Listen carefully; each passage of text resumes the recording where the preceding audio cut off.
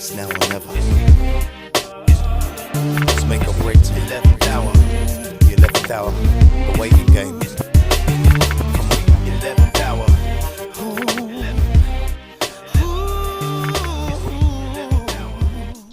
Hi, this is Dick speaking, founder of the Serious Writers Guild all those years ago. Very happy when I'm answering questions from guys looking for success in the music industry.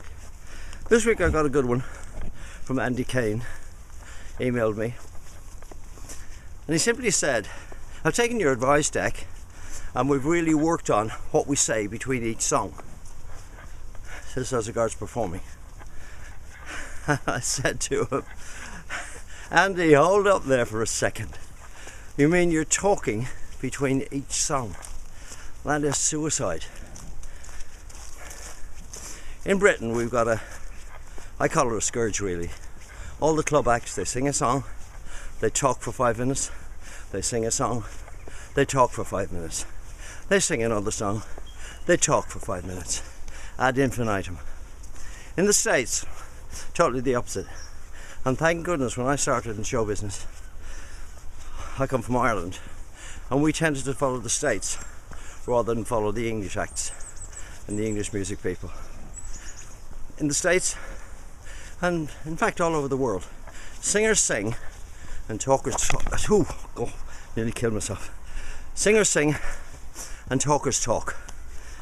And that's a good logic, because people come to hear you sing. They want to hear you sing songs. They don't want to hear you prattle on indeterminately, absolutely boring them to tears. We have a huge act in this country called Robbie Williams, and everybody wonders why Robbie couldn't make it in the States. And to my way of thinking, this is only my opinion, but I think I'm smack on the button. Robbie's problem was, and I know his father very well, he was a club act. His problem was that he wanted to be funny on stage, and that is suicide. In this country he's got that, what we call cheeky chappy character, persona, where he's just a laugh a minute. But as I always say to my brother Con, he's got the same attitude. He wants to be funny on stage. He can't sing a tearjerker like our million seller I Believe, and then the next minute expect to be making people laugh, and then the next minute again after that singing a huge ballad, tearjerker ballad. Excuse me while I climb this. Whew, big bit here. So Robbie has had very little success in the States, and I would suggest it's for that reason. We had a situation when I started first with my band years ago, where our management came to see us, and they simply said to us, go on stage tonight, we'll be watching you, say one word and you'll be fired. We went on stage that night thinking, my goodness, how are we going to change guitars, change from this instrument to that instrument during the act without saying anything? And we tried manfully, but eventually we had to say something. The management came in and just simply said to us, you're fired. And that taught us a huge lesson. Today, I counted the other night in the concert we did, 27 minutes before we said one word. And then when we did speak, it was me that did it actually, it was absolutely precise, rehearsed, honed. Every word was honed to perfection.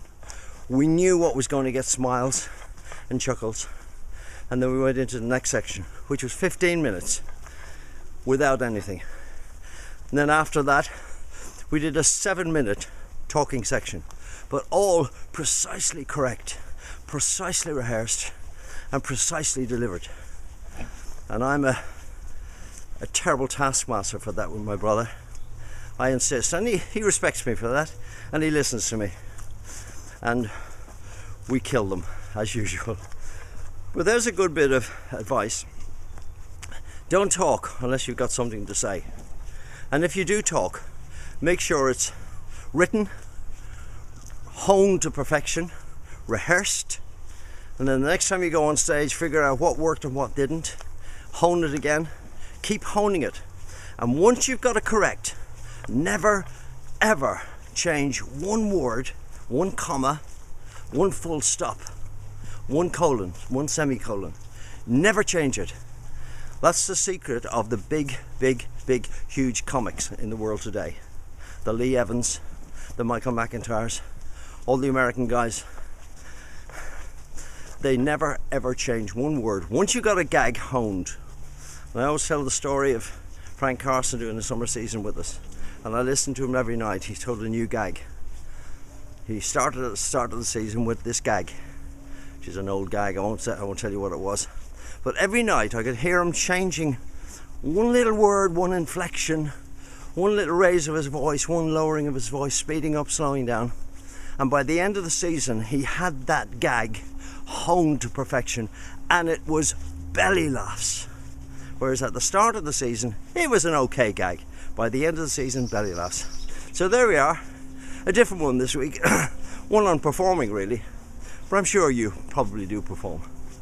So, see you next week. Don't forget, go on the blog down below. Please share this with your friends. I depend on you sharing. So share it with your friends, and I love you forever. This is Dex saying thank you very much for looking at this, what I jokingly call rubbish, but it is serious stuff. See you next time. Bye.